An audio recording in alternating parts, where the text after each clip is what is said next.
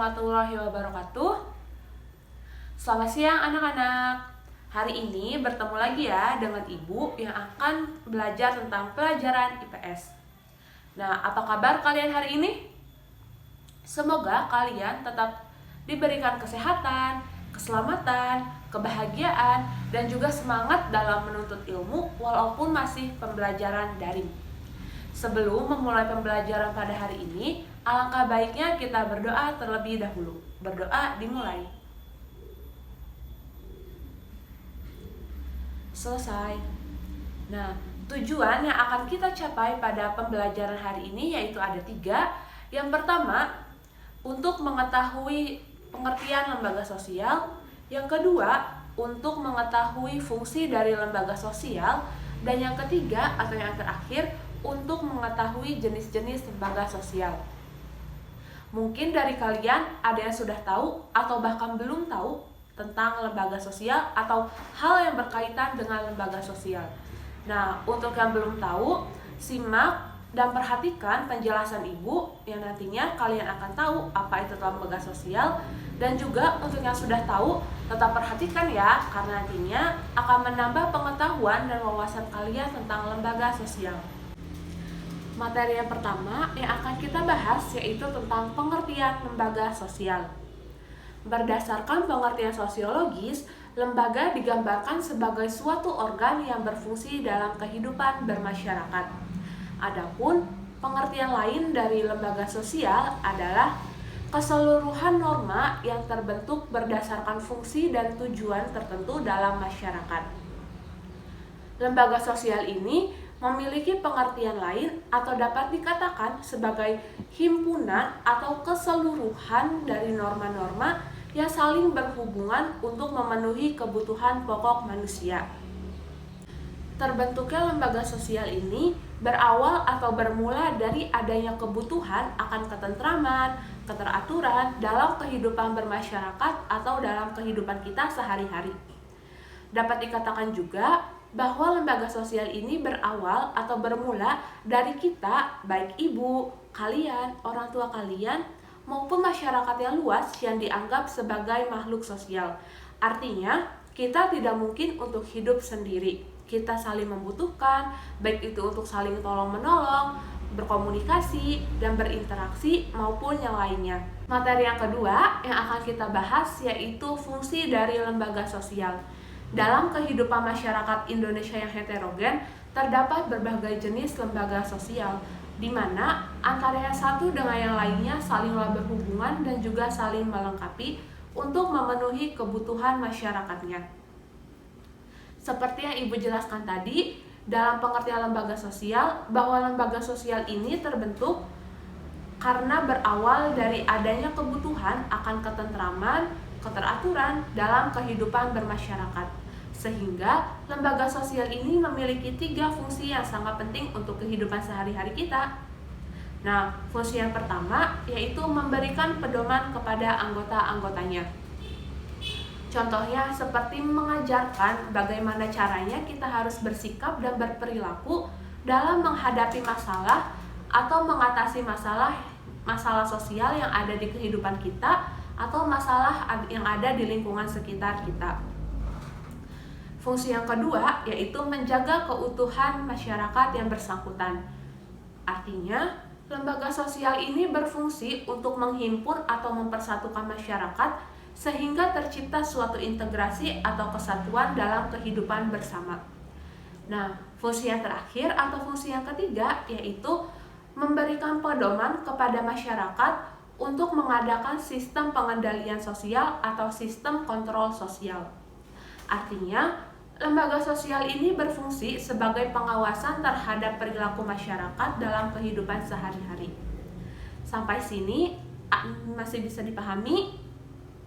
Kita lanjut ke materi yang terakhir atau materi yang ketiga ya, yaitu tentang jenis-jenis lembaga sosial. Nah, jenis lembaga sosial ini dibagi menjadi 5. Yang pertama yaitu lembaga keluarga, yang kedua lembaga agama, yang ketiga lembaga pendidikan, yang keempat lembaga ekonomi, dan yang kelima atau yang terakhir lembaga politik. Nah, di sini Ibu membuat suatu media pembelajaran yaitu roda putar tentang jenis-jenis lembaga sosial.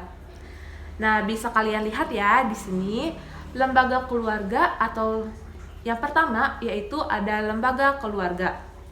Nah, di sini ada gambar sebuah keluarga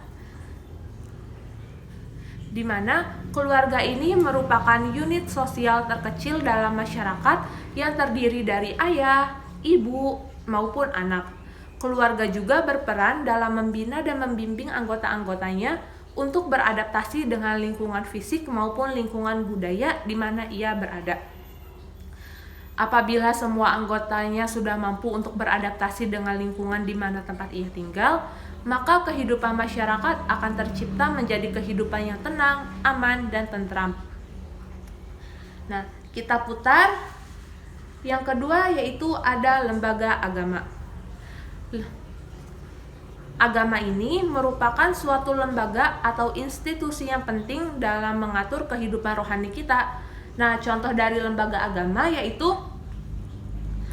tempat ibadah, di mana agama Islam memiliki tempat ibadah yang bernama masjid, agama Kristen memiliki tempat ibadah yang bernama gereja, agama Hindu memiliki tempat ibadah yang bernama pura, dan juga yang lainnya.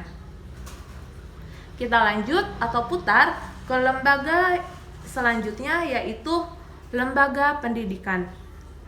Lembaga pendidikan adalah lembaga atau tempat berlangsungnya proses pendidikan yang dilakukan dengan tujuan untuk mengubah tingkah laku individu ke arah yang lebih baik melalui interaksi dengan lingkungan sekitar. Nah, bisa kalian lihat ya di sini ada contoh dari lembaga pendidikan yaitu sekolah. Nah, adapun contoh lain dari lembaga pendidikan ini yaitu adanya kursus keterampilan seperti kursus bahasa, kursus komputer, maupun kursus menjahit dan juga yang lainnya. Kita putar lagi ya ke lembaga sosial selanjutnya yaitu tentang lembaga sosial ekonomi.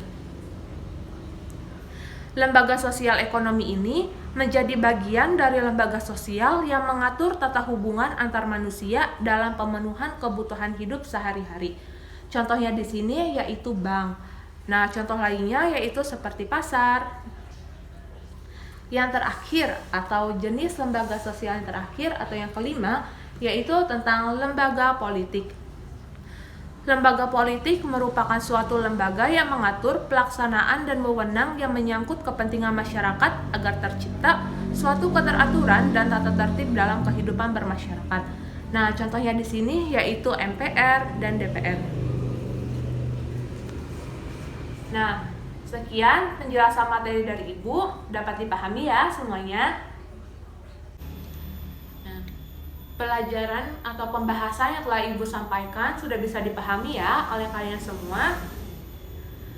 Nah, dari pelajaran pada hari ini, kita dapat menarik sebuah kesimpulan bahwa lembaga sosial memiliki peran yang sangat penting bagi kehidupan kita. Apabila dalam suatu masyarakat atau suatu kehidupan tidak memiliki lembaga sosial, maka nantinya akan terjadi kekacauan. Pada kolom Google Classroom, Ibu sudah menaruh sebuah link yang berisi kuis. Silakan dikerjakan dengan benar dan sungguh-sungguh.